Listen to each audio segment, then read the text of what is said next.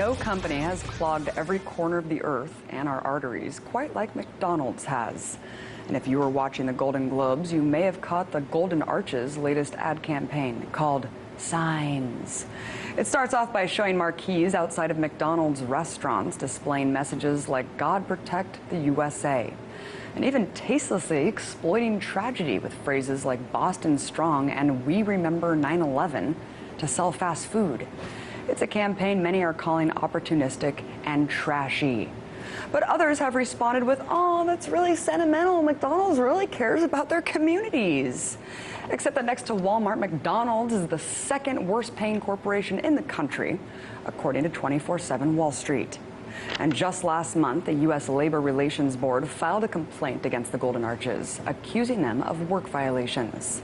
According to Reuters, complaints were filed in 78 cases claiming that McDonald's workers across the country were fired or intimidated for participating in union organizing and in a national protest movement calling for higher wages. Some of the company's horrific practices mentioned include not paying overtime, directly violating federal wage laws, not giving workers static hours or steady salaries, and even making them pay for and professionally clean their own uniforms. This is particularly ridiculous when you consider that most fast food workers are only making on average $18,000 a year. But no worries, McDonald's cares so much that it even came up with its own employee budget to help workers live comfortably. Step one on the budget, get a second job. I kid you not. Check this out. On Mickey D's sample budget, the company included a line for a second income that would produce nearly as much income as you would be making at McDonald's. Oh, and did I say live comfortably? Because apparently this doesn't account for heating, as you notice by the big fat zero allocated for the basic amenity. Many of you may just be thinking that fast food jobs are temporary positions for students who depend on their parents for heat and shelter. But the reality is that 2/3 of workers in the industry are between 20 and 54 years old, according to the Center for Economic and Policy Research. Meaning we're talking about adults who are not only supporting themselves, but their families. So, what happens when people are paid wages that don't even allow them to afford basic needs? Well, it ends up costing all of us. McDonald's alone costs American taxpayers $1.2 billion to subsidize low wages. That's because, according to UC Berkeley, over half of frontline fast food workers rely on at least one public assistance program like food stamps. All of this for a company that's making the planet sick. See, it was only after tremendous pressure from documentaries such as Food Inc. that McDonald's claimed to stop using ammoniated beef. Yes, until 2012, 70% of all beef patties in America contain ammoniated beef, a disgusting gray slab of processed beef that's doused in a bath of toxic ammonium hydroxide.